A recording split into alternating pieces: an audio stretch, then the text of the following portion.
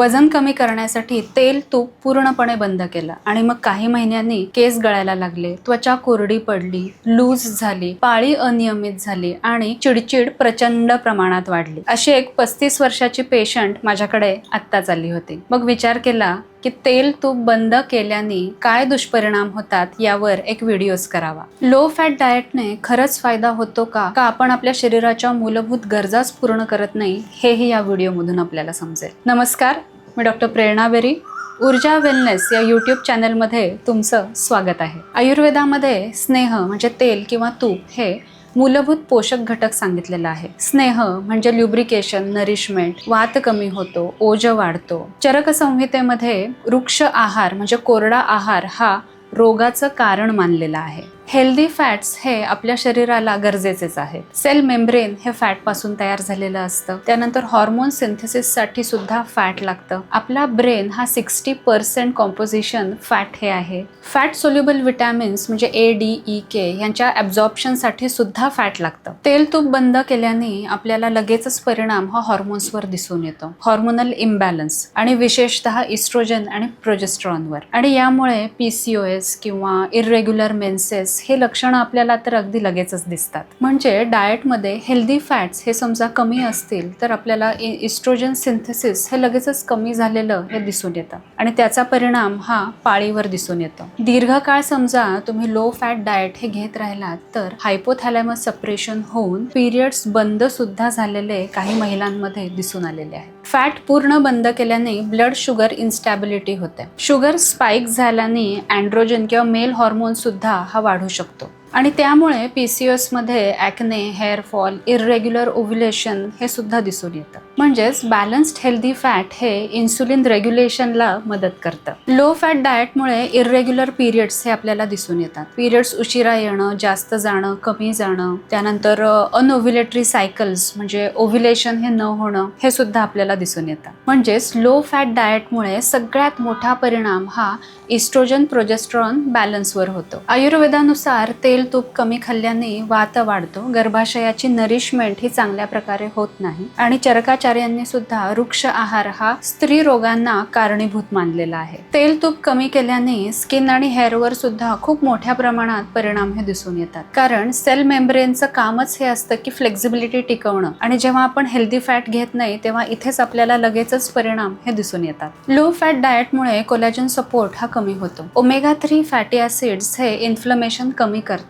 पण समजा हेल्दी फॅट्सच नसतील तर कोलॅजन ब्रेकडाऊन हे जास्त प्रमाणात होतं. स्किन हेल्थसाठी आणि स्किन रिपेअरसाठी विटॅमिन A आणि E हे गरजेचे असतात आणि हे फॅट सोल्युबल असतात. त्यामुळे समजा आपण लो फॅट डाएट घेतलं तर याचा ॲब्झॉर्प्शन सुद्धा चांगल्या पद्धतीने होत नाही आणि अर्थात त्याचा परिणाम हा स्किनवर दिसून येतो. लो फॅट डाएटमुळे स्किन बॅरियर सुद्धा वीक होतं आणि त्यामुळे ड्रायनेस, सेन्सिटिव्हिटी ही स्किनवर दिसून येते. त्यामुळे हेल्दी फॅट हे आपल्या स्किन हेल्थसाठी आणि रिपेअरसाठी खूप गरजेचं आहे. आणि सगळ्यात महत्त्वाचं म्हणजे एजिंग इफेक्ट हा तुम्हाला लो फॅट डाएटमुळे खूप लवकर दिसून येतो. कारण ह्याच्यामुळे रिंकल्स, स्किन लूज पडणं, फाईन लाईन्स ह्या दिसायला लागतात. म्हणजेच तुमची एजिंग प्रोसेस डिले करण्यासाठी म्हणून हेल्दी फॅट्स किंवा तेल तूप हे योग्य प्रमाणात असणं खूप गरजेचं आहे. हेअर फॉलिकलला सुद्धा इसेन्शियल फॅटी ऍसिड्स लागतात आणि समजा हे आपण पुन्हा हेल्दी फॅट हे कमी प्रमाणात असतील तर पुन्हा स्कॅल्प ड्रायनेस, केस गळणं आणि ग्रेइंग हे आपल्याला दिसून येतं. मूड स्विंग्स, अँझायटी सुद्धा तेल तूप बंद केल्याचा परिणाम हा असू शकतो. ओमेगा 3 फॅटी ऍसिड हे तुमच्या ब्रेन सेल मेम्ब्रेनसाठी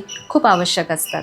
त्यामुळे फॅट समजा योग्य प्रमाणात नसतील तर इरिटॅबिलिटी, अँझायटी, डिप्रेशन, ब्रेन फॉग ह्या गोष्टी आपल्याला दिसू शकतात.